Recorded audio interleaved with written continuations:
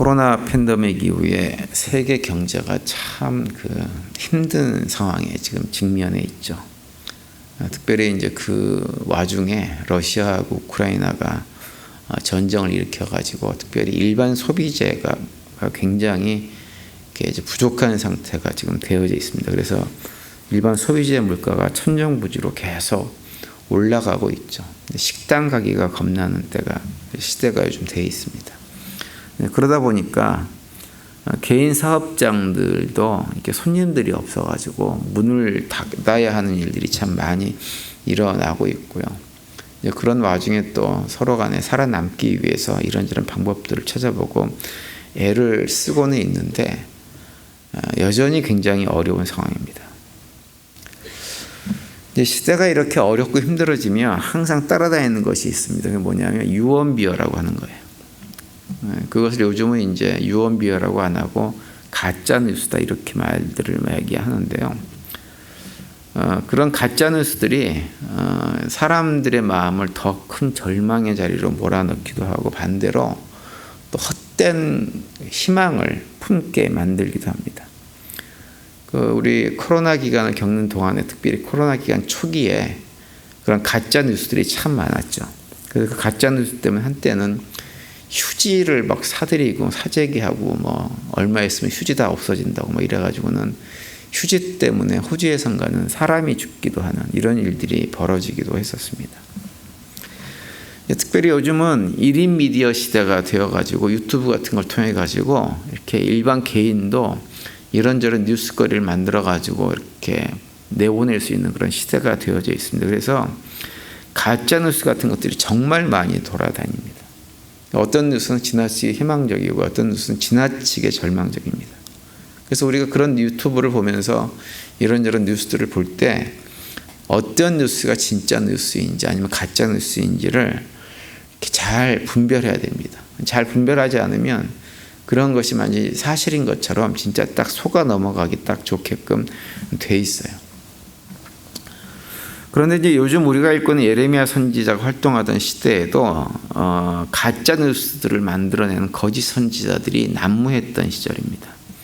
그런 시대 속에서 예레미야 선지자는 하나님께서 주시는 진짜 뉴스, 진짜 하나님의 뜻을 전달하기 위해서 사실 안간힘을 썼던 사람이 예레미야고요. 오늘 본문도 어제 본문에 계속 이어가지고 같은 내용들이 이렇게 선포되고 있습니다.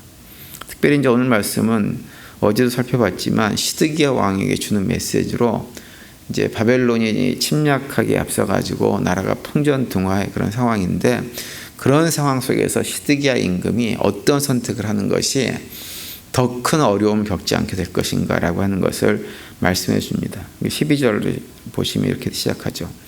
내가 이 모든 말씀대로 유다 왕 시드기야에게 전하여 이르되 왕과 백성은 바벨론 왕의 멍에를 목에 메고 그와 그의 백성을 섬기소서 그리하면 사실이라 이렇게 말씀을 합니다. 어제 말씀드린 대로 하나님께서 주신 멍에니까 이 멍에를 메라 그러면 살게 될 것이다 이렇게 말씀을 하고 있는 거죠. 그러니까 예레미야는 하나님께서 바벨론 왕 느부갓네살을 이렇게 세우신 이유가 뭐냐? 그로하여금 세계 열방을 지배하도록 하셨다고 하는 거예요. 그래서 비록 이제 바벨론과 그 느부갓네살 왕에 의해서 남아국 유다 백성들이 이런저런 어려움을 당하고 또 잡혀가고 포로로 잡혀가는 일이 있다 하더라도 그런 상황을 두려워하지 말고 그냥 항복하라고 하는 것입니다. 그걸 계속 얘기합니다.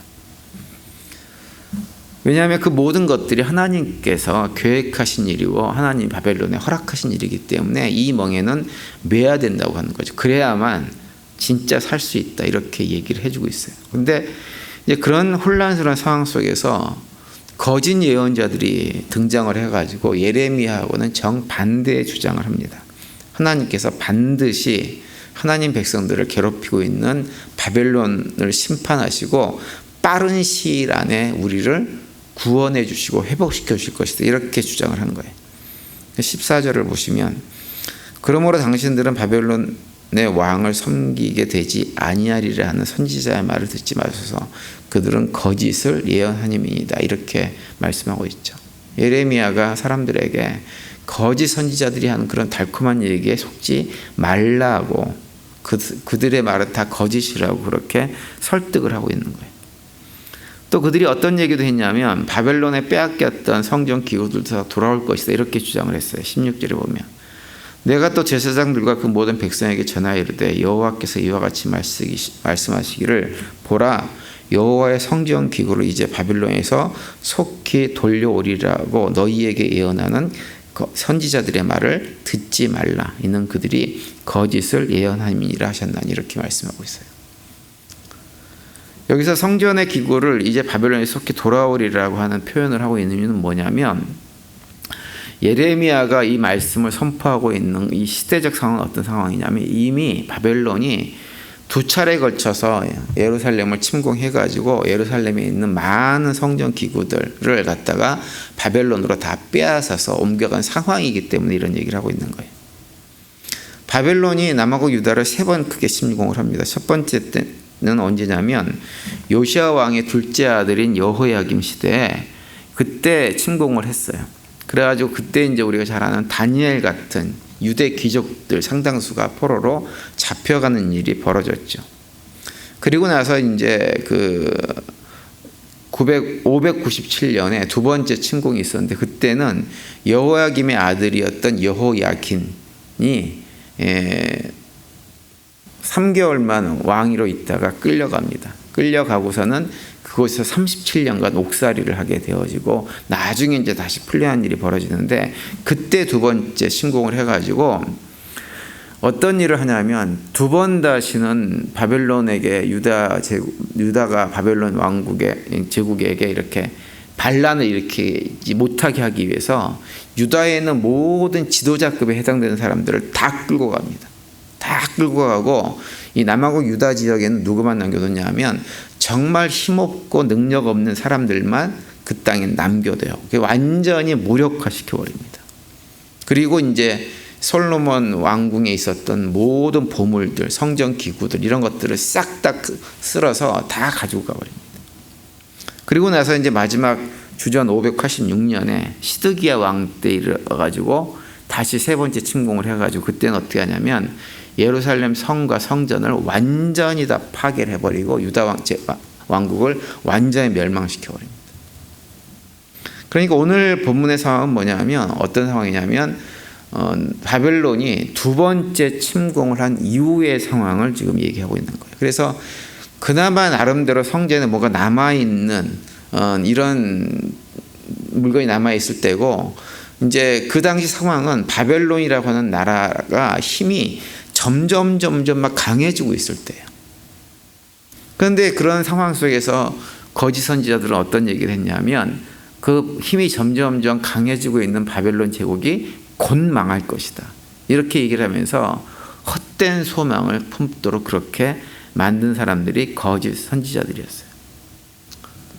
우리가 삶의 자리가 힘들고 어려울 때 사람들에게 희망을 주고 용기를 주는 것이 필요하죠.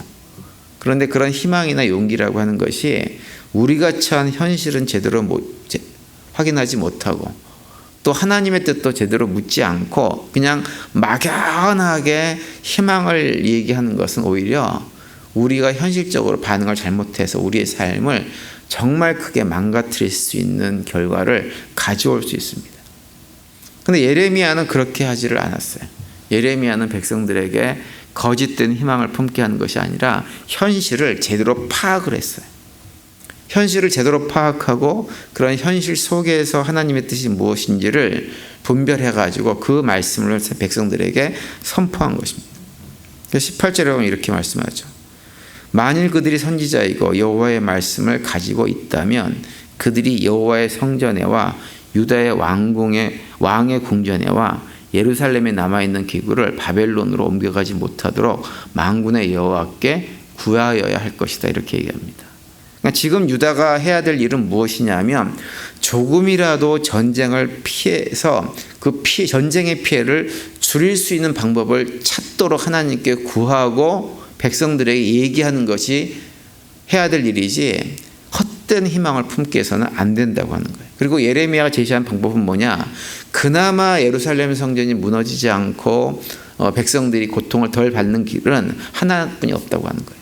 하나님께서 주신 멍에 바벨론 제국에 항복하고 그 앞에 포로로 잡혀가는 어려움을 덮더라도 그걸 감당하는 거예요. 그러면 최소한 예루살렘이나 성이나 성전이 무너지지 않고 더 큰 멸망을 당하는 일은 피할 수 있는 것이 현실이기 때문에 그렇게 하라고 얘기를 하고 있는 거예요.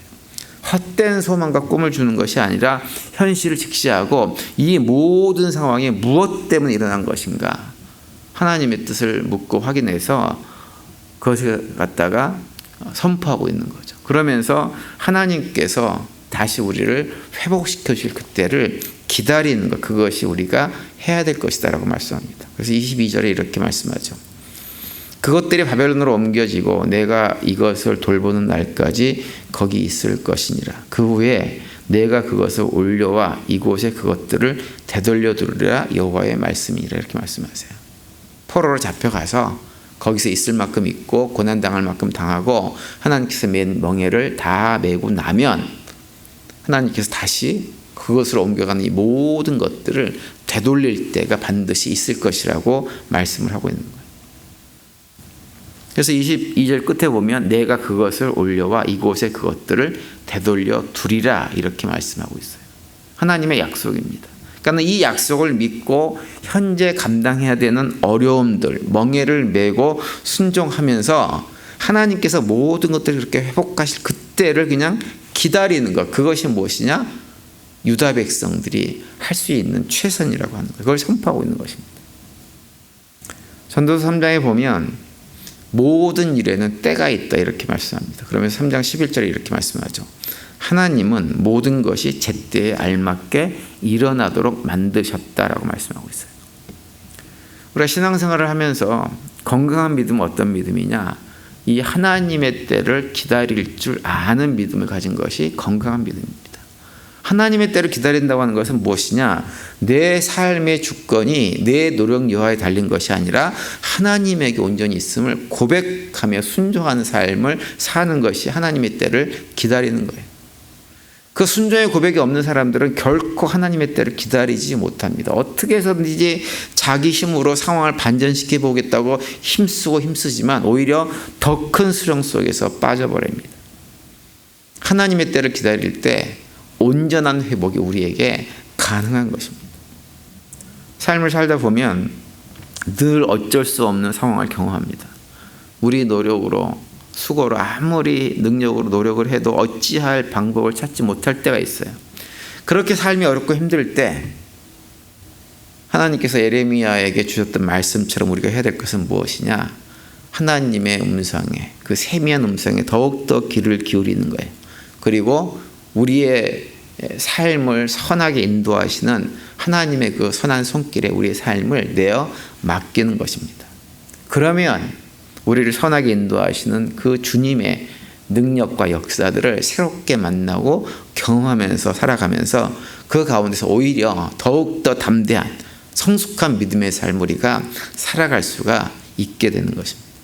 오늘 하루 살아가시면서 그런 고백과 결단 가운데 오늘도 주님과 동행하시고 또 주님께서 주시는 환경과 관계없이 주시는 참된 평안들을 누리며 살아가는 복된 하루가 되시기를 간절히 축원을 드립니다.